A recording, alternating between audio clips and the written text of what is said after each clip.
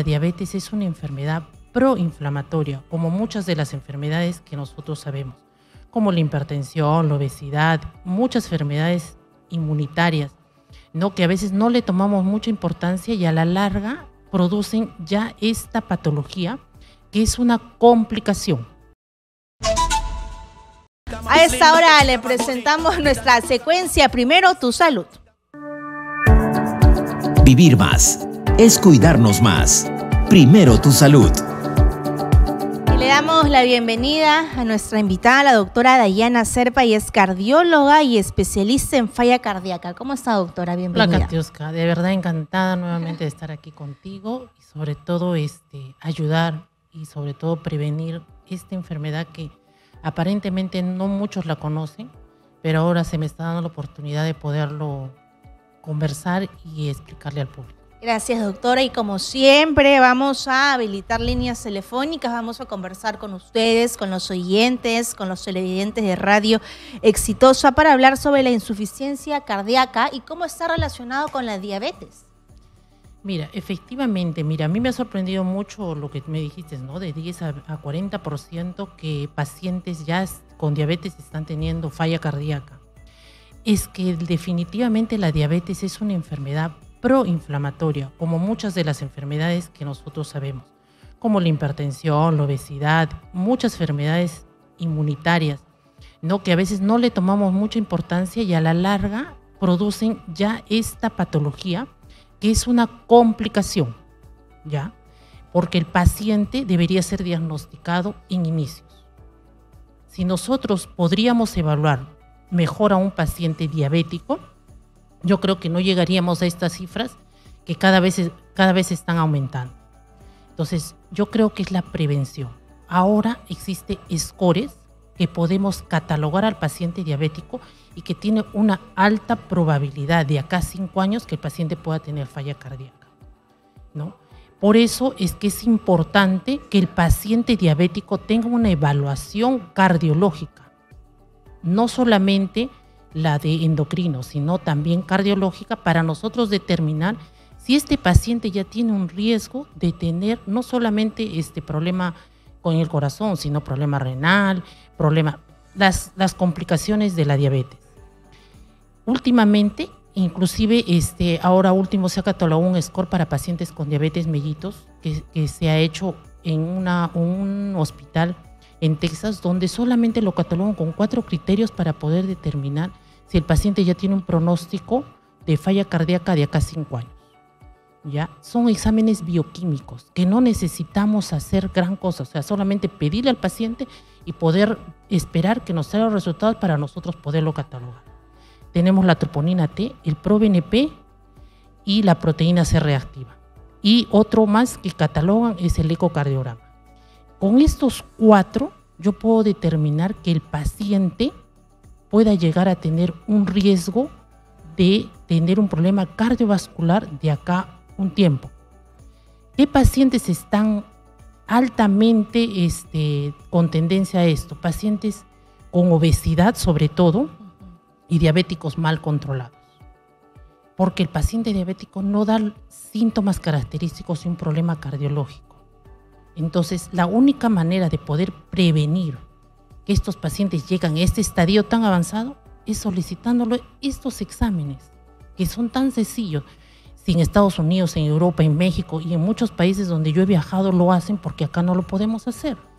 Yo creo que es importante que sobre todo los pacientes tengan esta evaluación para nosotros poder determinar y no llegar al que el paciente pudiera tener falla cardíaca. Usted dice algo muy importante, diabéticos mal controlados, y es que a veces cuando la población se entera de su diagnóstico, continúa con su vida normal, las actividades diarias, pero también con los malos hábitos, principalmente los alimenticios, y habla de la importancia del peso para tener un corazón saludable, un corazón sano.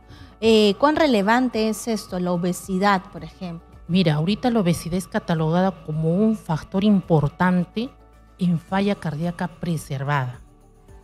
Ya lo catalogamos, hay un score que nosotros manejamos en falla cardíaca que dentro del score está como primera línea la obesidad, que es un punto.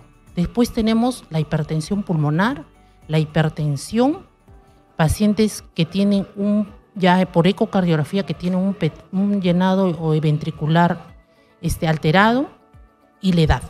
Pacientes que tienen mayores de 60 años también ya tienen un riesgo.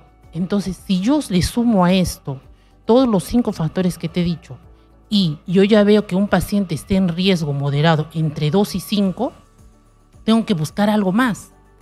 No quiere decir que el paciente, por el sentido que ya esté en un riesgo moderado, no vaya a tener de acá a un tiempo falla cardíaca preservada, que ahorita es la más común, o sea, la que más se está presentando y que no la sabemos diagnosticar. Por eso es que el paciente con diabetes está llegando a tener esos estadios, porque antes mucho se hablaba de la falla cardíaca reducida, pero ahora no, se ha visto que hay más pacientes con falla cardíaca preservada, que dice, pero he ido al cardiólogo y me ha dicho que mi electrocardiograma está normal. Entonces se conforman con eso y dicen, ya, magnífico, entonces no tengo nada. Pero te estoy indicando los factores. Si el paciente está en un riesgo intermedio y tiene entre 2 a 5 puntos de los que te he catalogado, ahí vamos sumando otros factores de riesgo. La diabetes, el sexo, que también es muy importante y que antes no le tomamos mucha importancia. Lamentablemente las mujeres tenemos más predisposición a tener falla cardíaca que un varón. Y eso tampoco muchas mujeres no lo sabíamos, ¿no? Entonces, si yo sumo a estos 2 y tiene 3, ya sumo 3 factores de riesgo más, y el paciente y el ProBNP. Si yo ya tengo 3, ya el paciente tiene un alto riesgo de tener falla cardíaca. Entonces, si yo ya por score nomás catalogo que el paciente ya tiene esto, tengo que iniciar tratamiento. Ahora el tratamiento es algo que antes decíamos, no hay tratamiento, vamos a esperar, que tenemos que esperar un tiempo. No, han salido medicamentos que ahorita podemos tratarlos, y son medicamentos que no solamente van a mejorar la parte metabólica, sino el pronóstico del paciente, el problema renal y el problema del corazón. Entonces, inclusive se ha hecho un estudio donde se ha visto que este medicamento ha llegado a reducir tanto la morbimortalidad y el pronóstico en pacientes con falla cardíaca. Si es que yo desde un inicio les indico este tratamiento, ¿no? Y ahorita en el Perú lo tenemos. Y no solamente lo estoy usando yo, lo están usando los nefrólogos, lo están usando los endocrinólogos para poder tratar y evitar que el paciente llegue a estadios avanzados de falla cardíaca. Estos son los SGLT2, que son los inhibidores de la sodio glucosa 2. Estos medicamentos ya lo tenemos en el Perú. Este SGLT2 es un medicamento que va a ayudar al paciente a mejorar su pronóstico, su calidad de vida, va a mejorar la función renal, va a mejorar la diabetes, va a mejorar la función cardíaca. Entonces, si tenemos la opción de poderlo dar y poderlo diagnosticar en un paciente que recién está en estadios iniciales, vamos a evitar que esta cifra que tú me acabas de decir aumente. Muy bien, doctora. Vamos a habilitar líneas telefónicas, vamos a conversar con la población a través de los números 251-9422 y el WhatsApp 940-800-800 para recordarle esta cifra. Entre el 10% y 40% de los pacientes con diabetes mellitus tipo 2 sufren de esta enfermedad a lo largo de su vida, que es la insuficiencia cardíaca. ¿Cómo esta enfermedad podría acortar nuestra expectativa de vida, doctora? Mira, sobre todo es porque el paciente ya se va deteriorando. Lo primero que a veces el paciente nos viene y nos dice es disnea, que es la dificultad que ellos tienen para poder hacer sus actividades. Entonces, el paciente que viene con disnea a veces no pensamos que la disnea es de otra etiología. Entonces, a estos pacientes hay que estudiarlos y ver por qué tiene esta disnea. Si es un paciente diabético exclusivo, hacer un score y hacer algunos estudios para determinar si él tiene un riesgo cardiovascular que a la larga puede llevarlo a insuficiencia cardíaca. Si el paciente ya tiene un problema coronario, que sobre todo la primera causa de insuficiencia cardíaca es la isquemia, cuando ya hay una arteria dañada, y esto condiciona que el paciente ya tenga por ende una falla cardíaca, ¿no? Entonces, esto hace que su pronóstico sea malo, porque a la larga la falla cardíaca lo va a llevar a deteriorar paulatinamente con los años su clase funcional, o sea, el paciente ya no va a poder hacer las actividades que normalmente hacía. El paciente se va a agitar más de lo usual, al paciente se le va a hinchar las piernas, va a tener muchas hospitalizaciones. ¿Por qué? Porque el deterioro es en algún momento súbito y a la larga puede condicionar, como te digo, que esta falla cardíaca ya no sea en inicio, sino una falla cardíaca avanzada. Muy bien, doctora. Tenemos una llamada en espera aquí en nuestra secuencia Primero Tu Salud de Radio Exitosa. Hola, buenas tardes. Por la oportunidad que me brindan. Mire, buenas tardes, doctora. Mire, yo soy una paciente que tengo mala circulación. Hace tiempo tuve yo un caso de que casi me da una trombosis. Y también escuché a la doctora que habló, pues, tocó el tema de preventivo, ¿no? Prevención. No sé si sea mi caso, doctorita, pero estoy a la espera desde el mes de febrero el resultado que me den de un examen de sangre que me han sacado. No logro coger la cita para que me puedan dar mi resultado, doctora. No sé si usted trabaja en el área de salud o privado, pero yo pido por favor que me atiendan. Llamo todos los días a salud, todos los días, doctora. Katiuska, es una cosa ya desesperante. No sé qué hacer. O sea, yo he ido a la cita y el doctor me ha visto la pierna y me dice, pero tu pierna no está negra. O sea, ¿dónde está en salud lo que es preventivo? O sea, esperan que mi vena se reviente, que tenga las venas que exploten, ¿no? Para poder recién atenderme. Hago esta denuncia pública, Katiuska, por favor, te lo pido, que me escuchen las personas de salud. Yo soy una persona con riesgo de sufrir trombosis, soy una persona histerectomizada, entonces pido por favor que me atienda. Muchas gracias.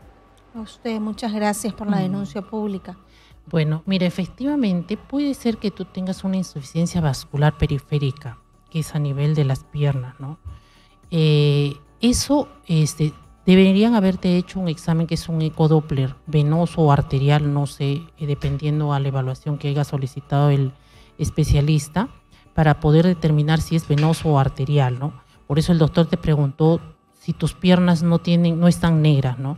Cuando hay una insuficiencia arterial, sí, efectivamente hay un cambio de coloración de la piel y todo, ¿no? Cuando es venoso, no, hay una dilatación de las venas y todo eso, ¿no? Efectivamente, sí, acá en el Perú no estamos acostumbrados a tener una prevención, no solamente parte de la parte de salud, ¿no? Porque no tenemos la disponibilidad, no es porque a veces no quisiéramos, sino que nuestro sistema de salud está tan sobrecargado, tenemos tantos pacientes, no solamente en salud, en MINSA, en las Fuerzas Armadas, tenemos muchos pacientes. Entonces, nuestro sistema de salud no es muy bueno para poder determinar y decir, ¿sabes qué? Usted, señora, ya la próxima semana la voy a ver.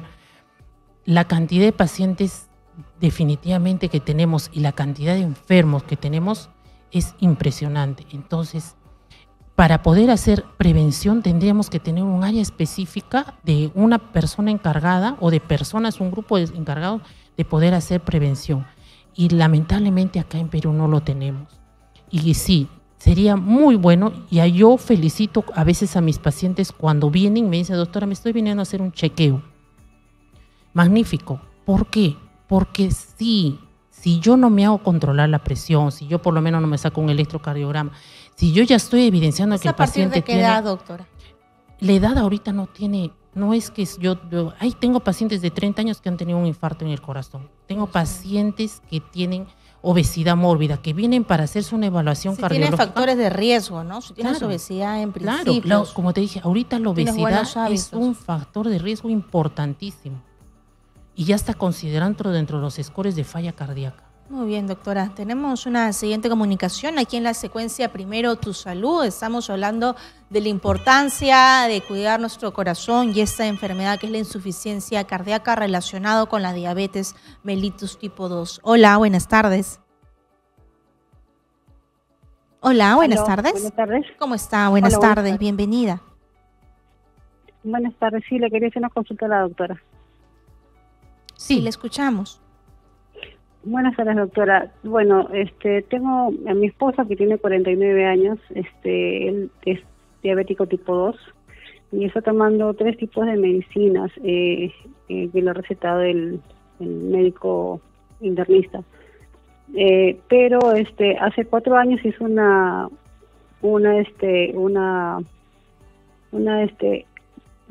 chequeo con el cardiólogo para saber cómo estaba su corazón. No, aparentemente todo estaba bien, pero yo no sé tantas medicinas que tiene que tomar porque es un diabético tipo 2 medicado. Entonces qué tanto le puede afectar esto, ¿no? Por ejemplo, él está tomando glimepirida, fenofibrato y Zigduo XR. Ya. Mira, la medicación es importante, no es que cuánta medicina esté tomando. La idea es que controle su glucosa y que los niveles de hemoglobina glicosilada sean dentro de los límites permitidos, ¿no?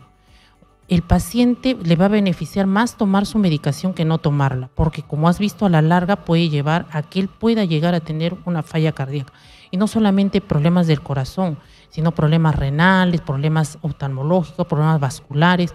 El paciente diabético tiene muchas complicaciones que a veces no las evidenciamos a tiempo, porque el paciente es un paciente que muchas veces el diabético no da síntomas característicos y cuando ya los da es demasiado tarde. Muy bien, doctora. Vamos con una siguiente comunicación. 251-9422 y el WhatsApp 940-800-800. Estamos en la secuencia de Radio Exitosa Primero Tu Salud con la doctora Dayana Serpa. Ella es cardióloga y especialista en falla cardíaca. Hola, buenas tardes. Sí, buenas tardes. ¿Cómo está? Bienvenida a Exitosa. Ya, mi consulta es que mi esposa, o sea, cada vez que salimos a caminar, a pasear, ella se siente un poco delicada, se siente cansada y dice que le duele su cabeza, o sea, no pasa aire a su cabeza y ella se pone a llorar y está llore. Ya. Mira, o sea, ¿qué podría hacer? Y o sea, no encuentro solución porque yo lo llevo simplemente a un puesto de salud y dicen que no tiene nada. No, es que lo primero que tienen que evaluar en la paciente es si ella tiene factores de riesgo que podrían conllevar a la hipertensión. Tienen que controlarle la presión, mínimo de repente sacarle un electrocardiograma, exámenes de laboratorio para determinar si ella tiene otra cosa que también puede estar determinando, la glucosa, la urea, la creatinina. O sea, un chequeo donde tú puedas determinar o el médico pueda determinar qué cosa le está condicionando a que tu esposa se agite, se canse, ¿no? Una vez que tengamos algunos exámenes, podríamos ampliar otros estudios para poder determinar la causa de esto, ¿no? Pero definitivamente solamente una atención o algo así no nos va a ayudar mucho, tiene que ser un estudio más amplio. Muy bien, muchas gracias. 12:22. ¿Cuáles son los síntomas para buscar a un cardiólogo, ¿no? Porque a veces vamos a algún puesto de salud como nuestro oyente y preguntamos por medicina general y no nos dan alguna solución inmediata. Ya, mira, ahí sí vamos a dividirlos de tipo de pacientes, porque el paciente diabético no da unos síntomas característicos. Al paciente diabético tenemos que buscar por qué cosas lo va a llevar de acá a un tiempo a que él pueda llegar a tener un problema en el corazón, un problema renal, ¿no? En cambio, un paciente que ya tiene otros factores de riesgo, entonces definitivamente el paciente lo primero que presenta es disnea, agitación, se agita más del usual. Normalmente yo puedo caminar 5 cuadras y no me canso. Un paciente de 40 años, de 50 años, de 60 años, yo tengo que caminan, ¿no? Y no se cansan, no se agitan. Pero hay pacientes que caminan 1 cuadra y dicen, doctora, ya no puedo, me agito, me canso, me falta el aire, ¿no? Entonces, ese tipo de pacientes donde ya ves que su limitación le hace que él se detenga para poder respirar, porque él me dice, ya no puedo, ¿no? y otros pacientes que ya al hacer algún tipo de esfuerzo también sienten opresión, dicen, me oprime un poco el pecho, ¿no? Entonces, ese paciente también tiene que acudir al cardiólogo. Entonces, hay diferentes tipos de pacientes que dependiendo también de la edad, ¿no? Pacientes jóvenes normalmente no tienen mucha sintomatología, ¿no? Los adultos mayores sí, porque ya por la edad definitivamente tienen más comorbilidades que puedan determinar que este paciente a la larga pueda llegar a tener falla cardíaca. Muy bien, doctora. Tenemos una última comunicación. Hola, buenas tardes. Señorita, muy buenas tardes. ¿Cómo está? Bienvenido. Lo escuchamos con su pregunta. Señorita, quiero hacerle una consulta. Sí, lo escuchamos. Yo trabajo en la empresa Chiva y la Sutran está haciendo un abuso con nosotros. Ya, y yo tengo como 25 papeletas y muy bien, eso le pedimos por favor se quede en interno para hacer esta denuncia pública o que nos escriba al WhatsApp de Exitosa 940-800-800. Muchas gracias por su llamada. Tenemos una siguiente comunicación. Hola, buenas tardes. Con ella. Hola, buenas tardes, bienvenida. Buenas tardes, señorita. Quiero Buenas hablar tardes. con la cardióloga, por favor, Sí, que te mi estamos esposo está escuchando. delicado de salud, el diabetes. ¿Cómo está? Bienvenida. Está mal del corazón. Sí, sí, te escuchamos. ¿Cuál es tu duda, tu pregunta? La duda es que a él le han puesto stent al corazón, le han hecho angioplastía. Ya. Y quiero saber con la doctora por qué está así mi esposo, que cuando duerme le da estragos y le palpita mucho el cuerpo. Ya. Mira, tu esposo es un paciente coronario crónico. El hecho que le hayan colocado este es porque tenía una arteria obstruida en el corazón. Con el stent se ha logrado aperturar la arteria que aparentemente estaba obstruida, pero eso no quiere decir que no tenga lesiones en otras arterias. Eso tendrías que decirte el médico que le ha colocado o que le ha hecho el procedimiento, o el médico donde sigue su control, para que podamos determinar si él tiene otras lesiones, probablemente mejorar su tratamiento médico para que él pudiera tener la sintomatología que me estás diciendo. Entonces, lo más importante ahorita es ver si él tiene otras lesiones a nivel de otras arterias que puedan estar perjudicando su salud o en su efecto produciendo síntomas, ¿ya? Tendrías que llevarlo al doctor para que te determine bien cuál es la situación o qué arterias tiene que ha provocado este problema en tu esposo. Y es simplemente ayudarlo con tratamiento médico óptimo para que él no tenga molestias. Gracias a nuestra invitada, la doctora Dayana Serpa, y es cardióloga. Muchas gracias, doctora. Ay, gracias, Katuska, de verdad, y encantada de poder venir aquí y sobre todo ayudar a mucha gente para que puedan, sobre todo como yo te dije, para mí es muy importante la prevención. Lamentablemente acá en Perú no estamos acostumbradas a hacer prevención, ¿no? De repente no tenemos los medios, no tenemos esa accesibilidad como en otros lugares que sí lo tienen, ¿no? Entonces gracias, yo creo que esa doctora. es una manera de poder reflexionar un poquito y poder ver cómo Muchas podemos gracias. ayudar.